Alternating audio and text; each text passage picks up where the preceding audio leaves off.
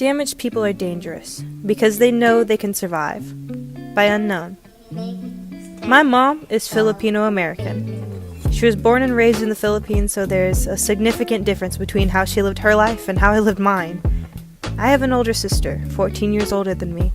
She went through the process of getting her citizenship with the help of my dad, so when she came to live with us, she was in high school, which means she was given the responsibility of getting good grades, coming home directly after school, doing chores, and looking after me.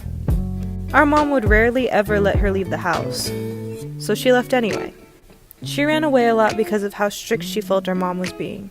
More times than not, I'd have to be with a babysitter because no one was home. For the most part, I felt like everything was fine, but who wants to believe the only people they look up to in their life couldn't bear to even be in the same room with each other?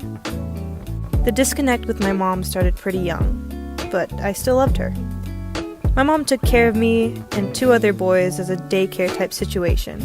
The three of us were bathed, put to sleep, fed, let play, and disciplined together. None of us got along for the most part, so discipline was a necessity. My mom believed in corporal punishment and then time out. She had an artillery, wooden spoon, an Asian sandal, the tableau, a broom made out of a bunch of sticks, the rice spoon, the fly swatter, any remote, and any airbrush. This daycare lasted until I was 2 years old. Then my sister took over watching me. My sister enlisted in the military and left to boot camp, and my parents argued more than ever. School wasn't any better for me. Every day I would come home with scrapes and bruises and a new nickname to add to my self-esteem. I tried to fit in as much as I could, get good grades and listen to teachers. It's difficult when you're the tallest kid among your peers. I was always the butt of the joke. "You, it's Faith. She's like a giant. She's so gross." Half-breed, Gigantica, Bigfoot, Retardina, Sloth, and the list goes on. If there was any moment I tried to stand up for myself, I'd get pushed, talked down to, tripped, and ridiculed. Kids being the same kids from kindergarten through 2nd grade. It doesn't help when the advice your authoritative figure gives you is, maybe stay away from them, and you won't get hurt. The campus is only so big when you have the same class with them 15 minutes later. My sister came back home, but she still wanted nothing to do with being with us. She'd run away and do things to make herself happier, but that only made our mom make stricter rules for me. After she graduated high school, she immediately moved in with her boyfriend. Though, no matter what happened to my sister, she always made time for me. My mom decided to take me to the Philippines, around the time I was 5. I had an amazing experience, going to see the village she used to live in, riding horses, and going to zoos. Little did I know, this was all to distract me from realizing my parents were no longer together. They finalized their divorce just before we left, and when we got back I stayed with my dad through the rest of 2nd grade. My mom left, and I told my dad I wanted to move to a different school and a different house. My dad was looking for a place anyway, so we did. A month into 3rd grade, my mom picks me up to meet my new stepdad. He was a short, slightly balding, black-haired trucker with a salt and pepper goatee, who was also a divorcee. He had a snake, a dog, and a daughter 4 years older than me. There were times I wanted to spend the night at a friend's house, or even just hang out. The response I got from my dad was, "Ask your mom." I would, and the response I got from her was, "You're too old to spend the night there. We have a party to go to that day." When that day comes, I ask her what time we're going, and she looks at me like I'm crazy. "We're not going anywhere, Anak." My mom rarely had me, even when I was over for the weekends. I'd want to be with my sister, but my mom felt my personality changed whenever I came back.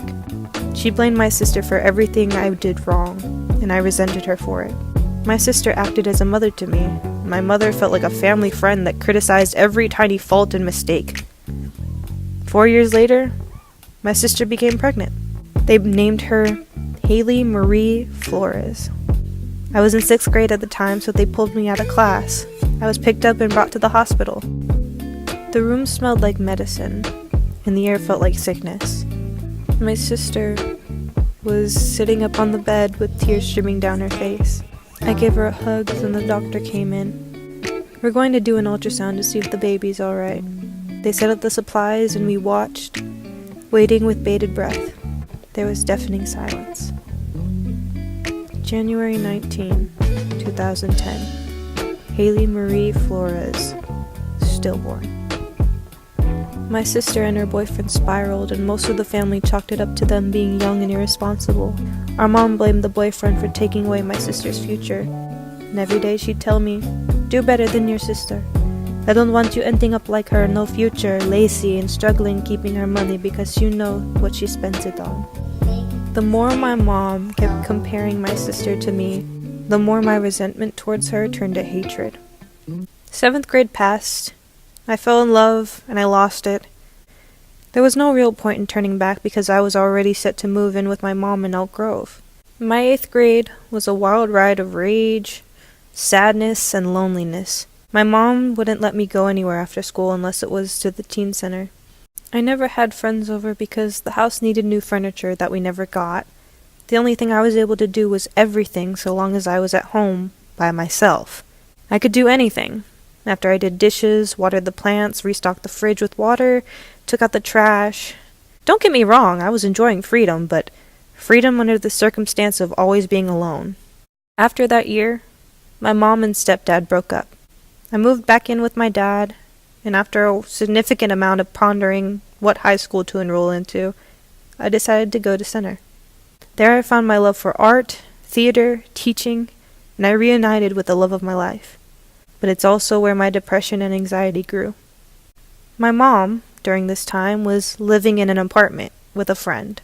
When I was there, I took care of my new niece, Layla Marie Flores. My sister was having trouble taking care of her while she was working, so I spent my first year of high school being a mother to my sister's child. Eventually, my sister got back on her feet and found a place to stay. The apartment worked out for about a year, then my mom moved into the closet next to my room in my dad's house. I hated coming home to hear her voice. For a while I would try to talk, but any efforts I made she turned into a story about her achievements. I felt like I could never just have an accomplishment. It always had to be about her. I tried to tell her I have depression, but Anak, you cannot be sad. Do you know how to be happy? What you have will only slow you down. Stop being sad, Anak. I couldn't take it. I wasn't sad anymore, I was furious. Not because she was wrong, but because she said it as if it was so simple. Stop being sad. That's all I had to do. Stop doing that thing that was hurting me. Stop doing that one thing I can't control.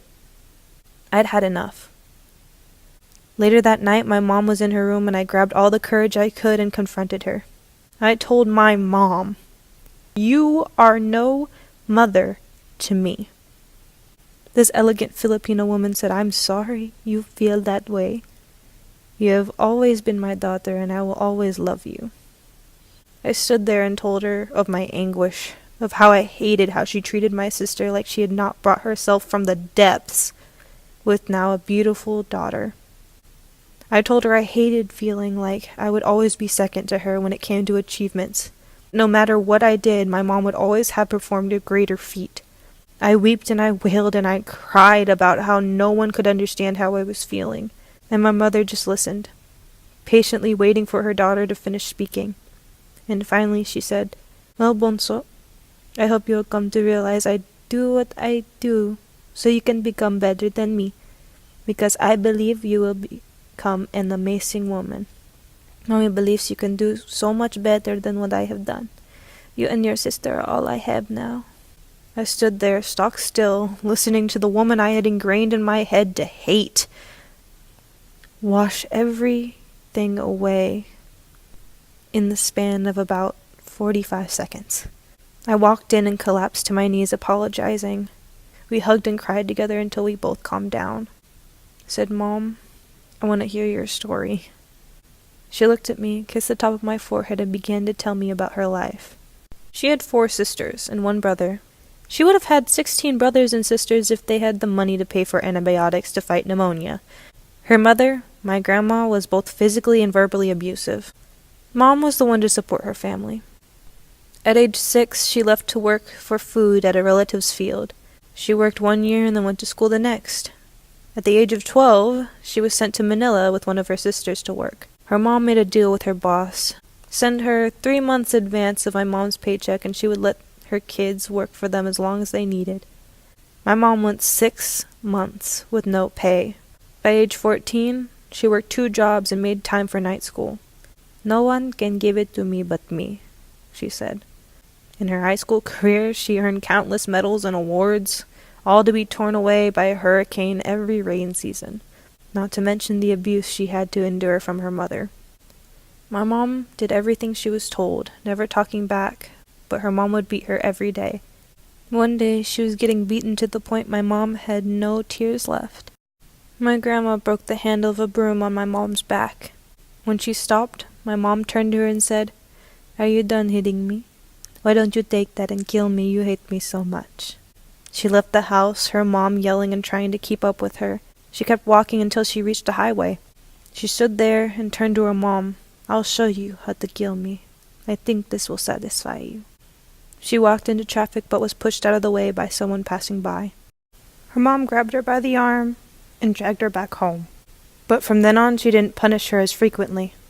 Regardless of everything her mom did to her, she still loves her. She looked at me as she held me in her arms and said she loved us. She just loved us the wrong way. My mother is a fighter. My mother is patient.